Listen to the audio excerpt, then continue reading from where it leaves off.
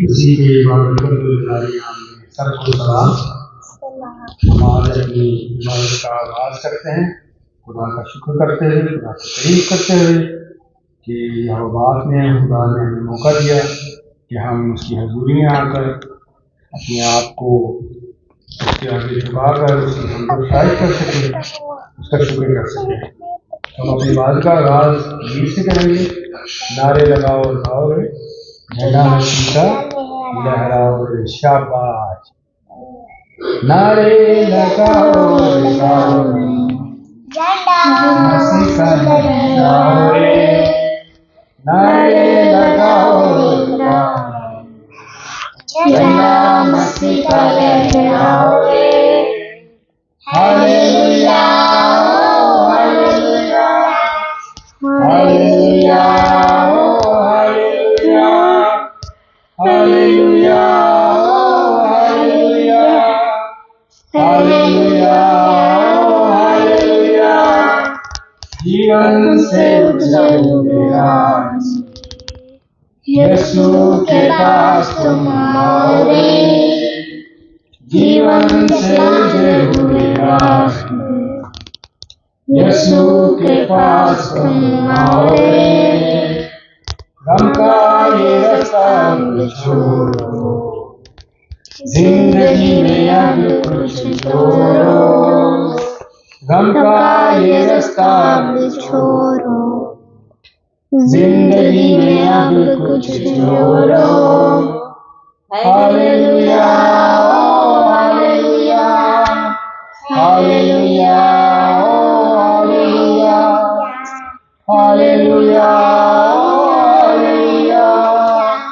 Hallelujah hallelujah.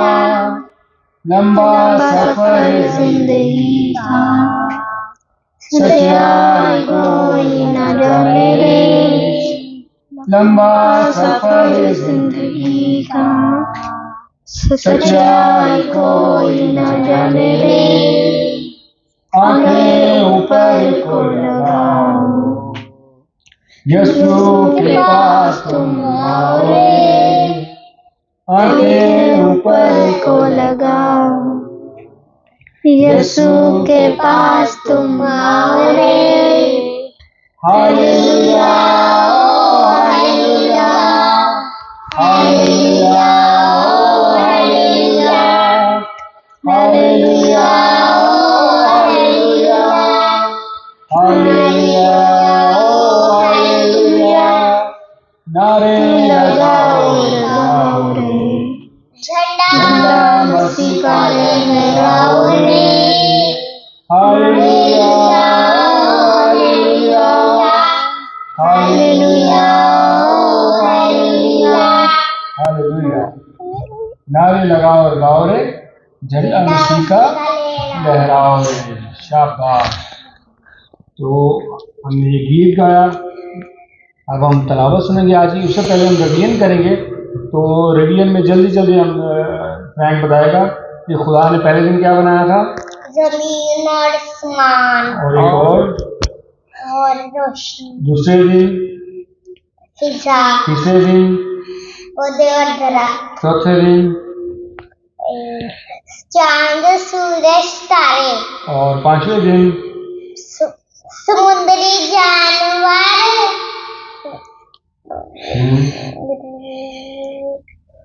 पौधे, और छठा दिन रेंगने वाले जानवर और इंसान, और परिंदे और इंसान। जो पहले इंसान बनाया था उसका क्या नाम था,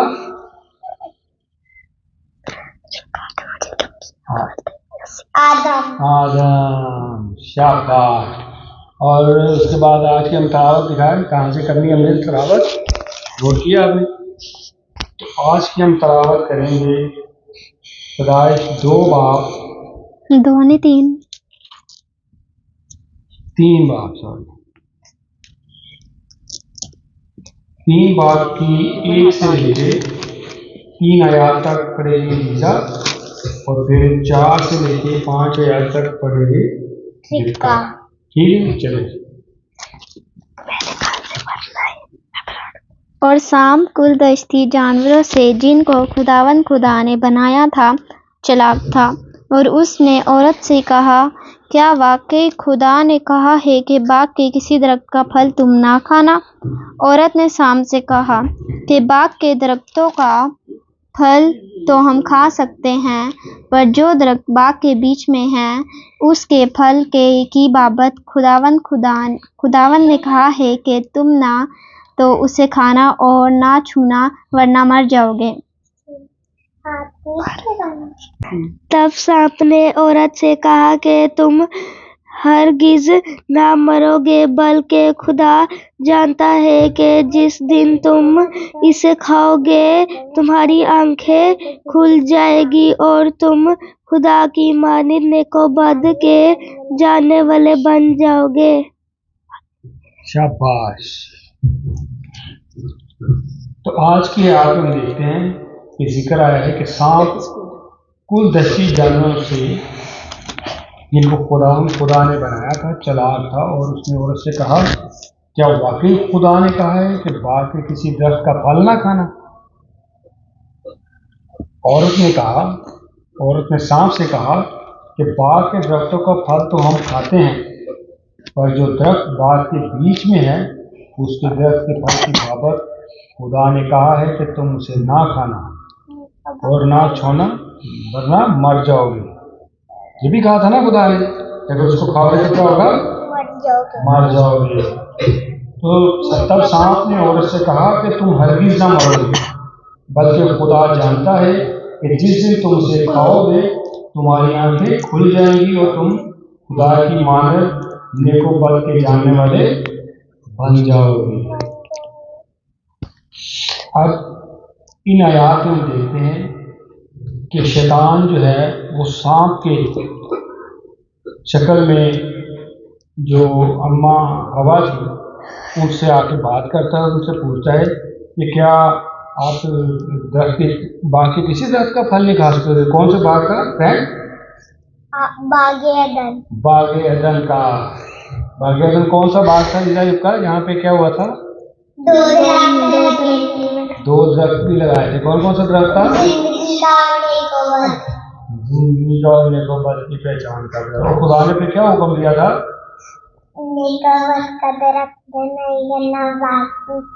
हाँ, नेकोबत की दरख्त की पहचान वाले दरख्त का फल नहीं खाना, और तो जिस दिन खाएंगे तो क्या होगा? मर जाएंगे। तो लेकिन शैतान ने औरत से क्या कहा? शैतान ने औरत से झूठ बोला। तो बाइबल के मुताबिक पहला झूठ किसने बोला? शैतान ने। शैतान ने क्या कहा कि तुम हरगिज नहीं मरोगे, बल्कि तुम खुदा की मानिंद बन जाओगे और नेको बद के जानने वाले बन जाओगे। तो शैतान ने एक तो झूठ बोला और दूसरा इंसान के जहन में डाला कि वो खुदा की मानद बन जाएगा, जो या जिस मकाम पर खुदा ने उसको रखा है उससे ऊपर चला जाएगा। उसने इंसान के दिल में डाला कि खुदा ने जानबूझकर उनको ये फल खाने से मना किया है, और ये इनके साथ झूठ बोला है, हालांकि वो ये खुद झूठ बोल रहा था। तो इस तरह से जो बाइबल के मुताबिक सबसे पहला झूठ किसने बोला? शैतान ने। क्या झूठ बोला था लिखा? कि तुम ये फल खा के मरोगे नहीं, तुम्हारी आंखें खुल जाएगी और तुम खुदा की मानिंद नेको बद के जानने वाले बन जाओगे। तो ये उसने झूठ बोला। ठीक है, तो आज हम यही तक सीखेंगे। इसके बाद हम आगे सीखेंगे कि जब इसके बाद फिर क्या हुआ। ठीक है, तो आज हमने ये जो सीखा है इसको आपने याद रखना है कि शैतान ने अम्मा हवा से झूठ बोला और उनको बरगलाया कि खुदा के खिलाफ, कि खुदा ने ये तो नहीं लिखा हुआ, लेकिन इसका मतलब ये बनता है कि उसने बरगलाया कि खुदा ने आपसे गलत बयानी की हुई है। ठीक है, तो अब हम एक और गीत गाएंगे। मेरी जान मुबारक खुदा है, तू आके मेरी जान मुबारक खुदा है, तू आके मेरी जान मुबारक खुदा तेरे से गई न पवित्र सदा तेरे से गई न पवित्र सदा तू आँख मेरी जान कभी न भूल बख्शिशाओं ध्यान कभी न भूल बख्शिशाओं ध्यान तू कह मेरी जान मुबारक खुदा तू कह मेरी जान मुबारक खुदा तू आँख मेरी जान तेरे सारे पापानुओं है मेरा तेरे सारे पापानुओं है मेरा तेनू सारे लोग तो देना छिपा तेनू सारे लोग तो देना छिपा तू आँख मेरी मुबारक खुदा तू आँख मेरी मुबारक खुदा तेरे से गई न पवित्र सदा तेरे से गई न पवित्र सदा तू आँख मेरी जान। हालेलुया। अभी हम एक और गीत गाएंगे जो फ्रैंक के लिए गाते हैं। कौन सा गीत है फ्रैंक, याद है आपको? बताओ। हजरत नूह ने, ठीक है, हजरत नूह ने कश्ती बनाई लोगों ने उनकी हंसी उड़ाई हजरत नूह ने कश्ती बनाई लोगों ने उनकी हंसी उड़ाई हजरत नूह ने उनको बुलाया लेकिन कश्ती में कोई ना आया हजरत नूह ने उनको बुलाया लेकिन कश्ती में कोई ना आया बारिश छम छम होई बारिश छम छम होई सिर्फ आलो बसके सिर्फ आलो बसके। हालेलुया। ठीक है, आज हम दुआ करेंगे और हमें बहुत अच्छा लगा हमने ये गीत गाया। इसी तरह हमारा ईमान है कि खुदा को भी बहुत अच्छा लगा कि हमने खुदा की इबादत की है, खुदा का शुक्र अदा किया है। ठीक है, चलो हम सर को झुकाएंगे, आंखों को बंद करेंगे और हम दुआ करेंगे। मेहरबान आसमान बाप के हवा का खुदा आसमान ज़मीन के काल को मालिक को कायनात के हाथ में आ रहा आपका शुक्र करते हैं वाकई हवा सारे वक्त के लिए आपने मेहमान को अपनी पनाह में रखा, अपनी हिफाजत में रखा, हर तरह की मुसीबत से बचाया। मेहमान खुदा आपने हमें खुराक मुहैया की, उसके लिए भी आपका शुक्र करते हैं। आपकी हवा जो बंदा इनसे बहरों में तंगदस्ती का शिकार उनके भी साथ होइएगा, हर तरह की नियमत से बाजिएगा। खुदा आपकी हवा इसके कलाम के लिए आपका शुक्र करते हैं जिसमें हम सीखा मेहमान खुदा उनकी किस तरह शैतान ने इंसान को बरगलाया, झूठ बोला और मेहमान खुदावन आपने मेहमान खुदा जिस बात से मना किया था शैतान ने उनको बहकाया कि वो अगर बात को उस फल को खाएंगे तो कभी भी वो नहीं होगा जो आपने इनसे कहा था। मेहमान खुदावन हम आगे जब सीखेंगे तो कहते मुझसे खुदा हमारी रहनुमाई कीजिएगा कि किस तरह से इंसान ने हुक्म अदली कर कर आपकी हवा आप अपनी मौत को मेहमान खुदा खुद से चुना और कहते मुझसे खुदा आपकी हवा शैतान ने इंसान को उस तरफ राग़िब किया ना कि आप मेहमान चाहते थे कि इंसान मरे।